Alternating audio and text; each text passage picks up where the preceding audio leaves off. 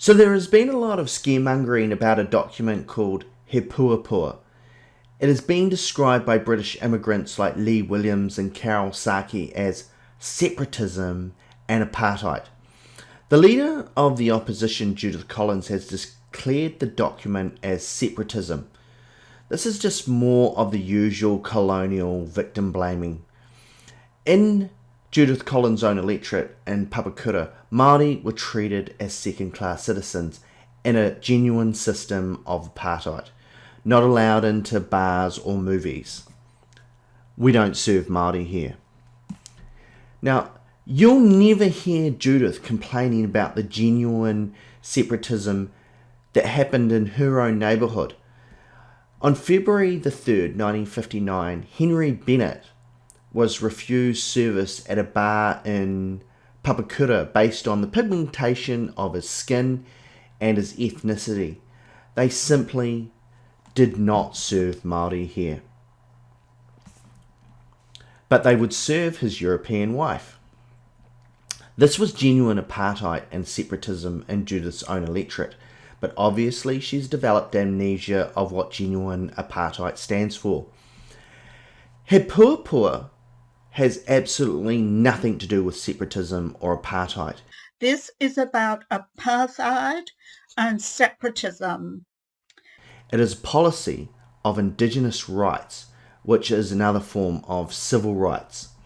He Puapua takes nothing away from other New Zealanders, but permits Māori to make decisions for Māori as opposed to the colonial oppressive system where British New Zealanders make all of the decisions for Māori. That is self-determination, mana motahaki, not a sinister communist takeover as described by racist granny Carol Saki. The likes of Lee Williams and John Ansell and Carol Saki like to portray the Indigenous rights movement as a sinister communist takeover, and that any moment colonial New Zealanders are going to be herded up and forced into gulags. Leftists, socialists, Marxists with communist characteristics, and that's what we've got in New Zealand. So Muriel Newman stated this will lead to tribal control, the end of democracy. They insist any system where Anglo-Saxon Christian males don't control every facet of New Zealand society is nothing more than communism. Carol likes to make the argument that anything awarded to Māori is an unjustified attack against hard-working, tax-paying British immigrants. But she refuses to admit her and her family have only paid taxes since they arrived here on a plane, whereas my family have been paying taxes since 1840 and continued to pay taxes while fighting for this country in World War II in North Africa and Italy. Now, here is the reason why British immigrants like Lee Williams... I like that plan A. So anyway, I'll leave you with the haka. Oh shit, I think I'm gonna have a cardiac arrest. Oh, see you later, everybody! Yeah! Carol Saki. You have no right to take my picture. Fuck off. Go away. Go away, Mr. Trinder. Go and crawl under a rock.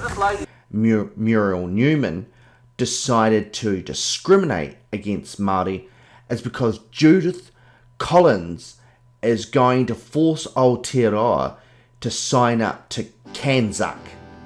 Now what KANZAK is, it is a trade agreement between the United Kingdom, Canada, Australia and New Zealand. Basically an Anglo-Saxon global supremacy, a British Empire 2.0. It's so strange how they forgot to include South Africa as parts of the British Commonwealth where people of colour now dominate the government.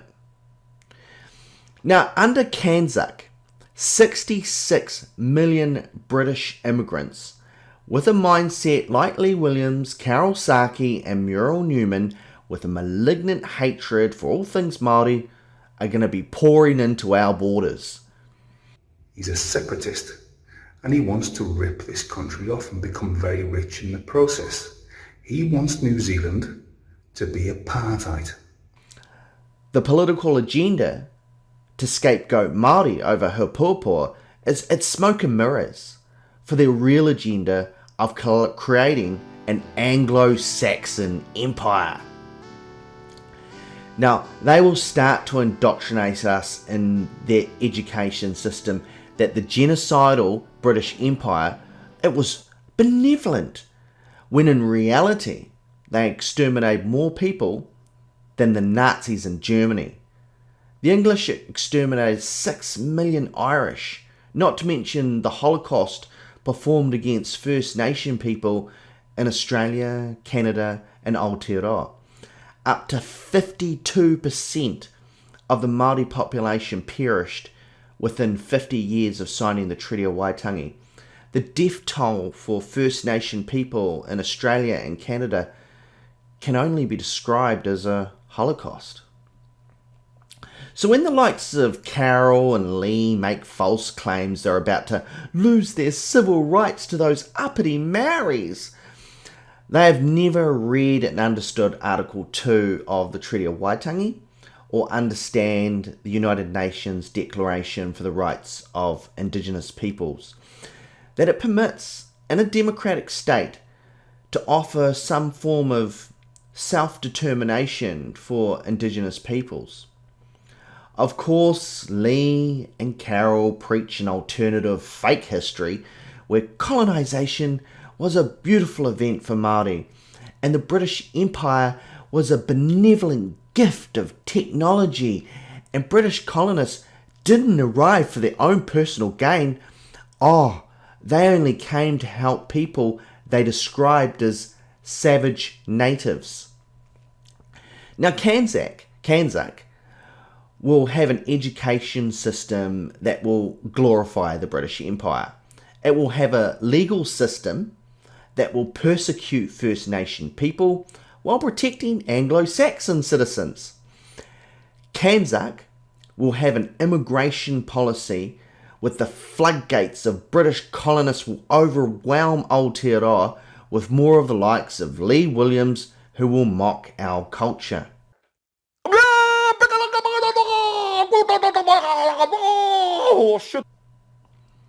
In countries like Australia, the 501 immigration policies will still be enforced when New Zealand children emigrate to Australia, then commit crimes as Australian adults and then get deported back to New Zealand.